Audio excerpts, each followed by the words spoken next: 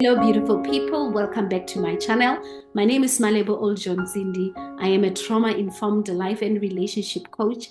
I help you heal from the trauma that you have experienced as a child or the things that you have been taught to believe about yourself as a child.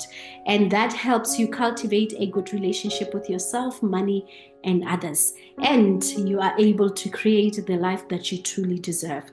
And if you are new to this channel, please click on the subscribe button. Let us grow this community together. Hello there, my lovely people. Thank you for tuning in. I am inviting you to one of our sessions called Connect and Heal Spa Retreat in Johannesburg. If you are around, or really you can travel to Johannesburg, come and sit with like-minded people who are willing to heal themselves. So I've also added the link in the bio. Please click on the link and make sure that you come and have fun with us. Thank you.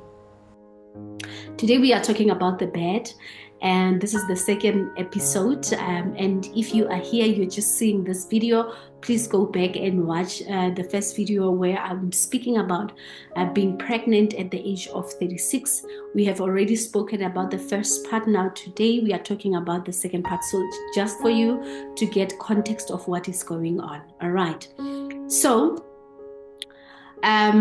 with the medical aid, you have to have a doctor. If you are going to register for a maternity benefit, you have to give the medical aid your doctor's practice number so that they can authorize, as they claim from your medical aid. Now, I had already done that work before I called my medical aid. And like I said previously, the lady that I was talking to said something that really did not sit well with me. However, I brushed it off. I thought maybe it's just a person who is working in the medical aid. They don't even understand.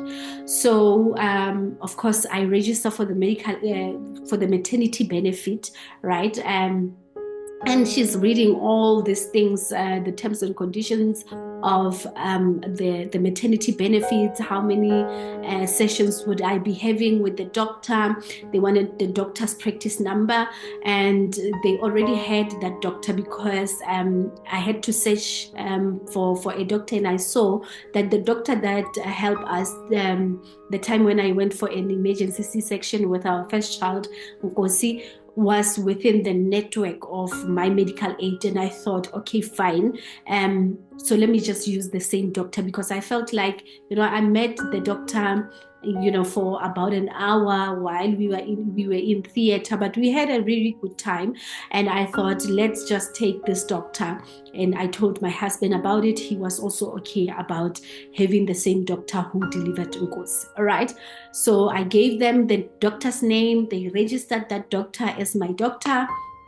And at the end, towards the end of the call, this lady is saying, unfortunately, I have to say this. I don't know how to say it in a more, nicer way. But because you are the age of 36, you are considered a high risk. Now I'm asking myself, a high risk on what, And I think she didn't have much context on that. Maybe she was told that when a person is 36 years, this is what you need to do. So she said to me that she would be assigning a wellness coach or something like that, who's going to frequently be on a call with me to check if I was okay. Okay, I brushed it off and I said, I'm a high risk on what exactly is a high risk? What exactly makes a person at the age of 36 be a high risk? I'm thinking at the age of 40, that's when you can get worried. And well, I wouldn't have used the term a high risk, but I would think, something can happen because you are already older as a woman. But I also know of so many women who are giving birth at the age of 40, even their late 40s. I know somebody personally who gave birth at the age of 47, all right, and to a healthy baby. Now I just brush it off and drop the phone. I am excited because I'm pregnant. We have been looking to have this child. Okay, so we go to the doctor. we set an appointment with the doctor. The first visit, the doctor is asking us, about ourselves, and he didn't know that actually 6 years ago we met him, and actually 5 years ago. By that time, it was 5 years ago, that we were in a theater with him, and he was so surprised and asked us, "Why did you guys take that long?" Because it's 5 years. Why are you guys? Why didn't you guys have any other child? Now, again, I'm going to take you back to the time when I had a miscarriage. I had a miscarriage, and the doctor told me, the doctor that I consulted with at the time, because I didn't have a doctor, I just found out that I was pregnant, like literally today, and tomorrow I started bleeding, and I didn't know what was the bleeding for. So there were doctors in the mall where I live, and I thought, let me just rush there because that's where you can get doctors. And I thought there were gynecologists there, but they were not. But I was attended by a general practitioner who, when I got there, was on her laptop typing something. I don't know what it was. It's a white lady. And I told her what was my problem. She continued typing. I don't know if she was typing, what I was telling her, or she was typing the things that she was typing when I got there. Anyway, so she was busy typing there, and I was alone because my husband was at work and I had to rush there. Okay. So she asked me, what is the problem? I told her, I tested yesterday, I was pregnant, and today I'm seeing that I was bleeding. And then she said, when was your last period? I told her it was on the 1st of Jan 2022.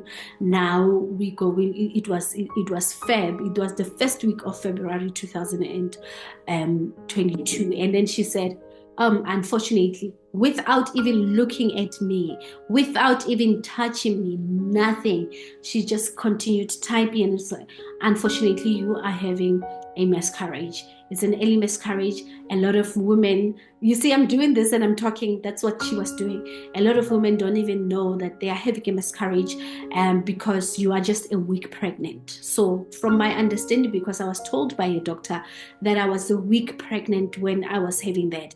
And she said, yeah, so you will have to just go home and allow the blood to come out. If it stops, maybe then you can, then she wrote there on paper that you can go to a scan. You can check if the baby is still there.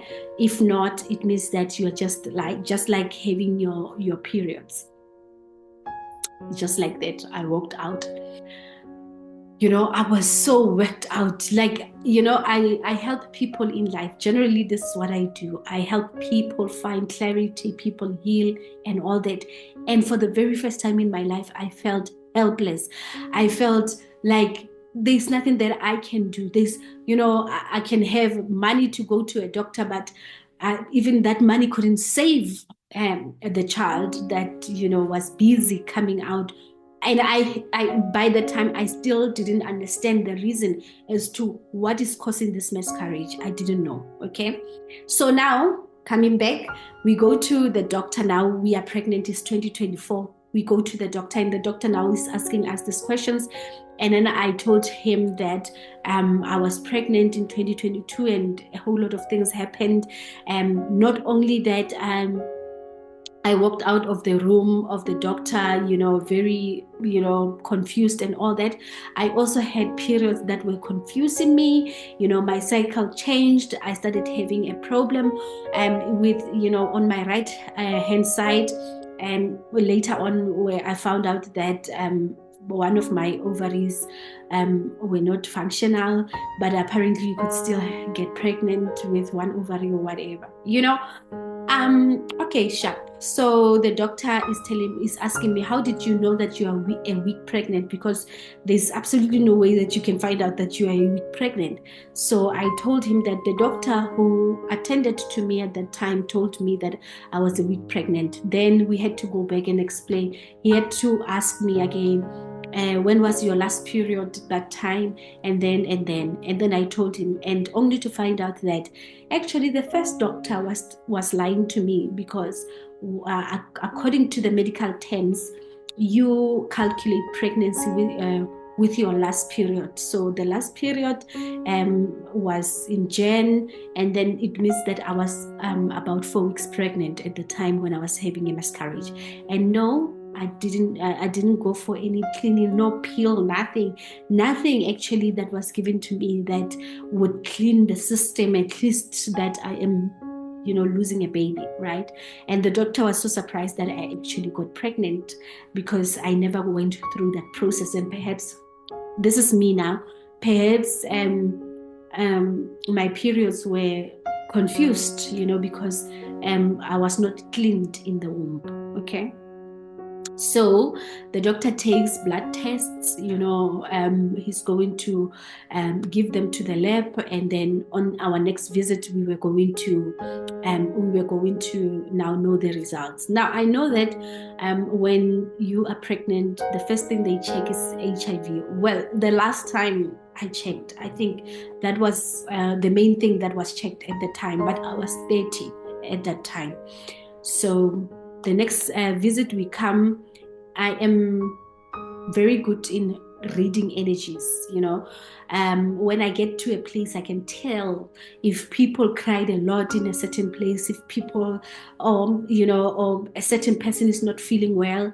I even sometimes, to a certain degree, in my coaching practice, embody other people's feelings.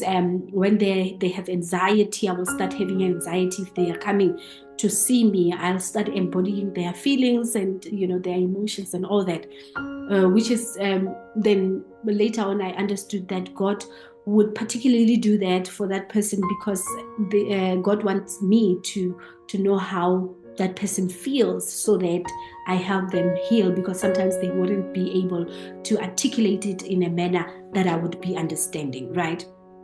So when we got to our next visit, now the room is tense. I can feel that this doctor is not the doctor, the bubbly doctor that I've seen delivering Kosi, that I've seen, about a month ago.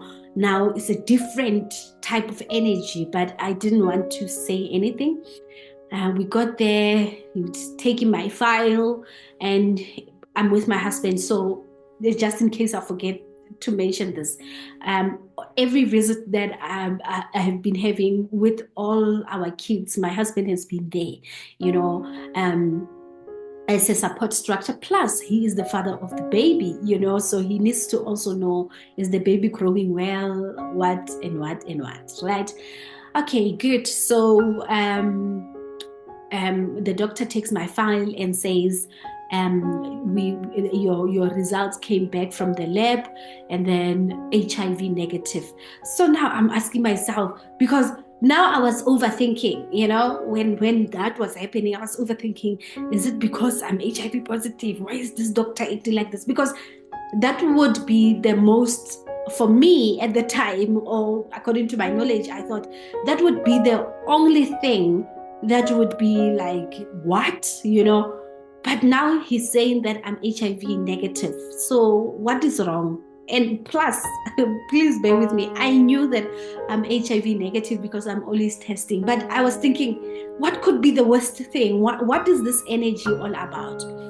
And then he was telling me about other things, this and this is fine and now. And then he says, so you have screened high risk for Down syndrome. Now the word high risk is coming again. And then for the very first time, I've heard of autism, I've heard of ADHD. Those are the things that we nowadays we know that, we talk about a lot, but Down syndrome, no, I never thought of it, Oh, okay. Now I can see how I think my husband and I are the same when it comes to, receiving traumatic news, he literally disconnected. That's what I've seen with him at the time. Now I still have to communicate with this doctor. My husband is like, he's not in the room. Okay, so I'm asking, what is wrong? What would be making me screen high for Down syndrome? He says, because of your age. 36 years. I did not know that you have all these things, because of your age. And he just mentioned some other thing. I didn't even listen to that, but the age thing, hey, now I'm asking myself, God, why would you give me a child at this age?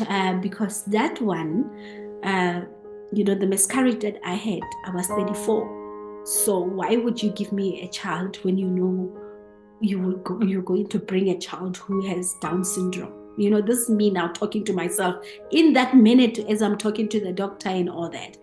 Now, the doctor says that with our medical aid, they usually refuse to do a Down syndrome test because it's expensive. It's apparently 6,000.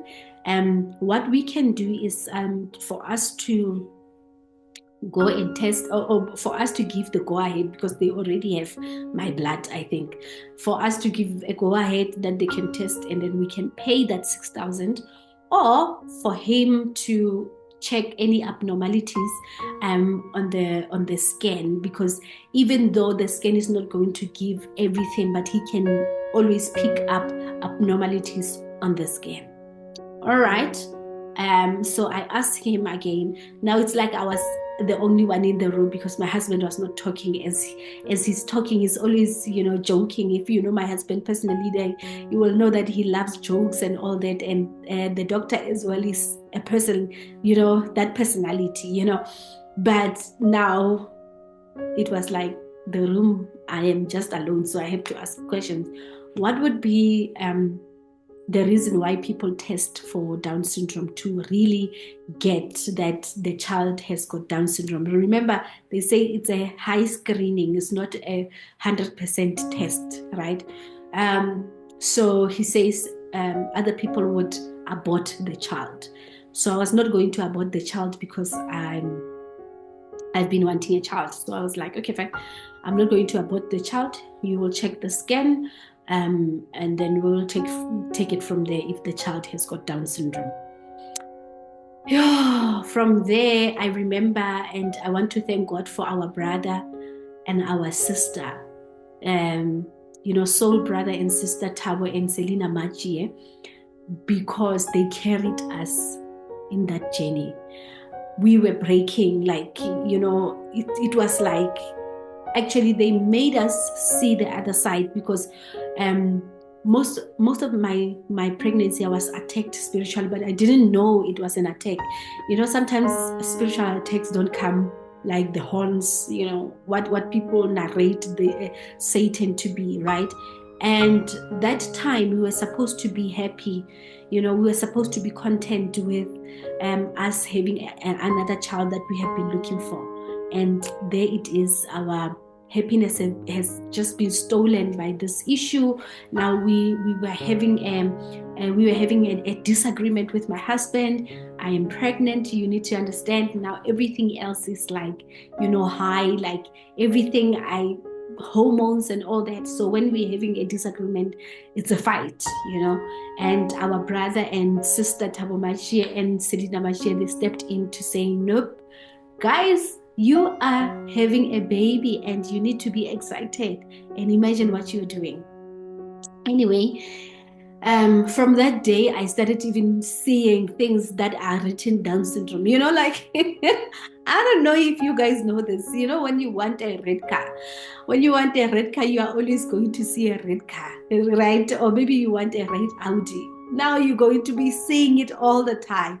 Now, something or the doctor has just made me aware. Now I'm awakened to the word Down syndrome, and not far from Gosi's crash, I'm seeing a Down syndrome association and all these things, and I'm like, oh my goodness, it means that I'm going to have this child. So why God and all that?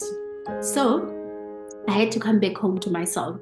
Now, for the people who have been with me, consulting with me, they know that I always talk about this thing, that I've got a gift of talking to God as a friend would talk to a friend, right? Most of the time when people are saying they're praying and then they're like, yes, God, I pray in the name of Jesus, and then I hardly do that. I have a conversation with God, like and I don't know how to explain it. So that day I actually had a conversation with God, and I was speaking to God, and I was saying, God, may show me, but in simple terms, it's more like you are speaking to yourself. But when you have that relationship with God, you will understand that it's not you, it's not your mind, it's not your voices, it's just God who's speaking to you. And I know that the people in the church will only say the Holy Spirit said this, and with conviction that this was not me, it was not my thinking, right? So that is how me and God are. We are talking to each other as a friend would speak to a friend. More like when people come to me, like when I host the retreats, when you come for a healing session, a coaching session, this is how I speak to God. I say, okay, God, Nokwanda is coming. I don't know Nokwanda. I haven't met her. I don't know where she knows me from, but perhaps she has something that I can help her with. What is that Nokwanda wants me to help her with, and how can I do it? And God will tell me, this is okay. Nokwanda is this and this and this, and please, this is how you're going to help Nokwanda heal from that trauma. Okay, so that is what I have. Sometimes I think explaining it becomes weird. Hey, and again, because I thought everyone had that. You will read all this in my next book, The Soul Speaks. You'll read that because I thought everyone had that, but it looks like no, it's not everyone. I don't know. So I speak to God and I'm like, okay, fine, let me come back to God. God, why are you giving me a child who has Down syndrome? God said, nope, that child does not have Down syndrome. And listen, the doctor did not say the child has got Down syndrome. You have screened high. It is the medical industry, they are doing their job. You must leave them to do their job. That child does not have Down syndrome. And I know, Malibu, that you are doubting what I am saying. You are thinking that it is you who is saying this thing.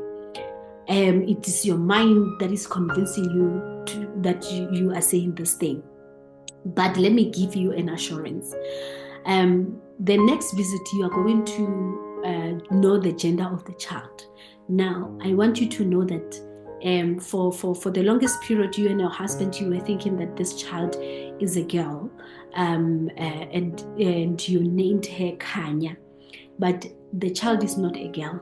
The child is a boy. His name is Kaya. He is coming to rebuild your home, to restore your home, to ignite things that needed to be ignited in you for this 10-year that you guys have been married. So this is the assurance. This is God. This is me speaking to God. This is the assurance.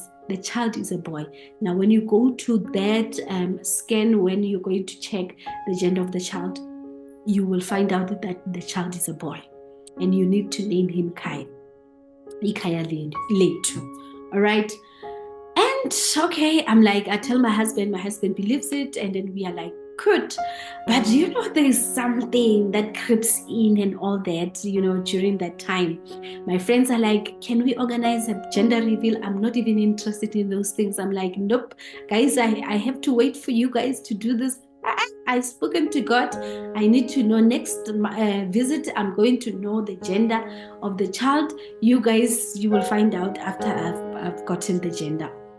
We go to the doctor. The doctor confirmed the child is a boy. Actually, the doctor said in his own words.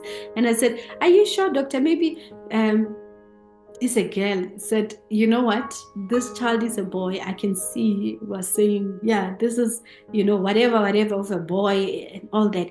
If ever this child comes as a girl, you must take my medical certificate. That's what he said, And indeed, the child was a boy, just like God had prophesied, just like God has. Does God prophesy? No. Just like God has told me that the boy, that the child is actually a boy. All right. And then during that time again, with all that was happening, the doctor later on also found out that I had a lot of fluids in my womb. They call it ammonic. Is it ammonic or whatever? Yeah. Yeah, the medical term, the fluids that, the baby is inside the tummy and all that. Yeah. And again, the age thing came out. He said, kind of, how old are you? I have to say 36. And then we go through that journey again. I had to go and test for diabetes that is triggered by pregnancy.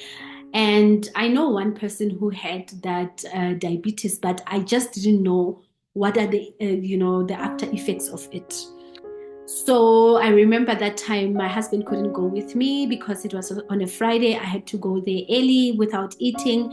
I had to go at 7 a.m. Now we have Ngosi, we have to drop Ngosi at school and all those dynamics. So I had to drive myself to the hospital, and then they had to, check me. Before I went to the hospital, I actually spoke to the doctor, to God again.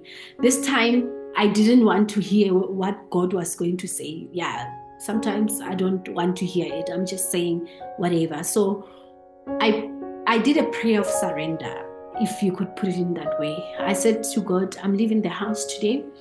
The doctor said this about me. I don't know if I should have this diabetes or not, but there's more water in my womb. So I don't know what is causing that, but today I'm going to allow your will to happen in my life. Okay. I went there, came back, and the doctor told me, the result comes that day. Especially the lady who was testing me said, when you are pregnant, the result comes out on the day. So the doctor told me on the day that I did not have that diabetes. And I was like, then what is the cause of it? He said, it means that it's something else, but it's not life threatening. It's nothing big if it's not that diabetes. So you are fine. And from this journey, I knew that, we were attacked in many other ways, and I had to work with God. We had to work with God for us to bring this child into life, and believe you me, before I could even go further, as I'm like, okay, I don't, the child does not have Down syndrome, and I don't have diabetes. There was another thing that was coming again.